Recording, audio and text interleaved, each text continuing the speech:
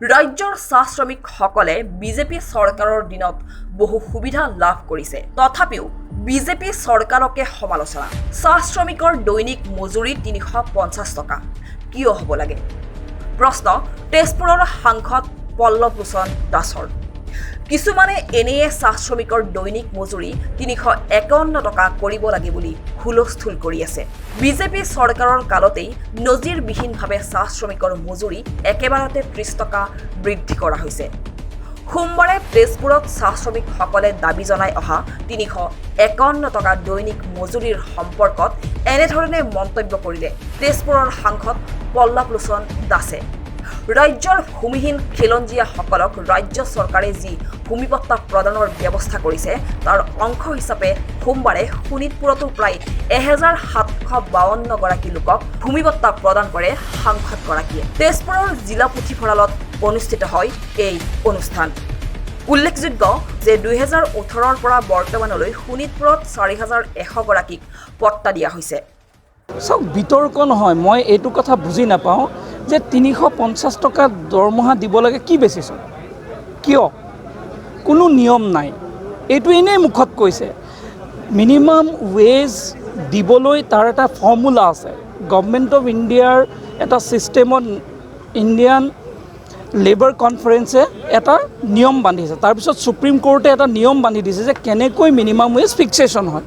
আৰু সেইটো যেতিয়া প্ৰথমবাৰ যেতিয়া মই শ্ৰম মন্ত্ৰী সেই সময়ত আছিলোঁ, ময়ে প্ৰথম প্ৰচেষ্টা কৰিছিলোঁ যে এজ পাৰ মিনিমাম ৱেজ হ'ব লাগে। আৰু তেতিয়া আমি যিটো এক্ৰইড ফৰ্মুলা বুলি কয়, ডক্টৰ এক্ৰইডৰ যিটো ফৰ্মুলা, সেই ফৰ্মুলাৰ আধাৰত আমি মিনিমাম ৱেজ ফিক্সেশ্যন কৰিছিলোঁ। আৰু আমি কেলকুলেশ্যন কৰি তেতিয়া ওলাইছিলোঁ যে এগৰাকী মানুহক যদি কম্প'জিট ৱেজ বুলি যোনটো কয়, কেছ আৰু কাইণ্ড মিলাই কম্প'জিট ৱেজ যিটো হয়, এই কম্প'জিট ৱেজটো ৩৫০ টকালৈ আহি যায়। সেই সময়ত ৩৫১ টকা .53 পইচা সেইটো আমিয়ে বনাইছিলোঁ, মই যেতিয়া আছিলোঁ।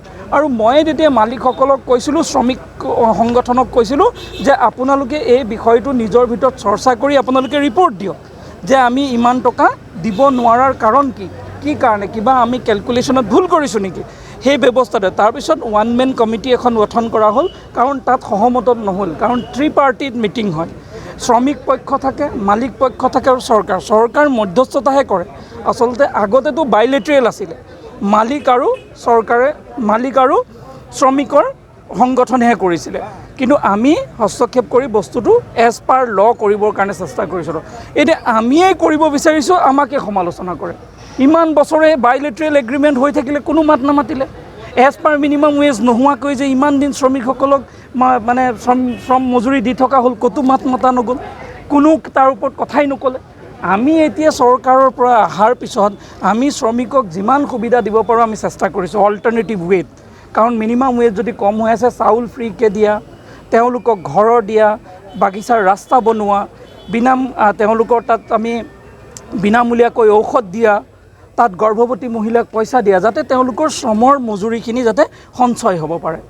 তো আমি ইমানখিনি পদক্ষেপ লৈছোঁ। আৰু এতিয়া চৰকাৰে সেইটোৰ ওপৰত ৱেজ বৰ্ডৰ যেতিয়া মিটিং হ'ব, ৱেজ বৰ্ডৰ মিটিঙতে ফাইনেল হ'ব। আচলতে দৰমহাটো দিব মালিকে, দৰমহাটো চৰকাৰে নিদিয়ে যে চৰকাৰে ক'ব আৰু চৰকাৰী পুঁজিৰ পৰা দিব। কাৰণ মালিকেহে দৰমহা দিব, মালিকে কিমান টকা দৰমহা দিব পাৰিব, কি গ্ৰাউণ্ডত দিব, কি কথা, এই গোটেইখিনি পৰ্যালোচনা কৰিহে হ'ব।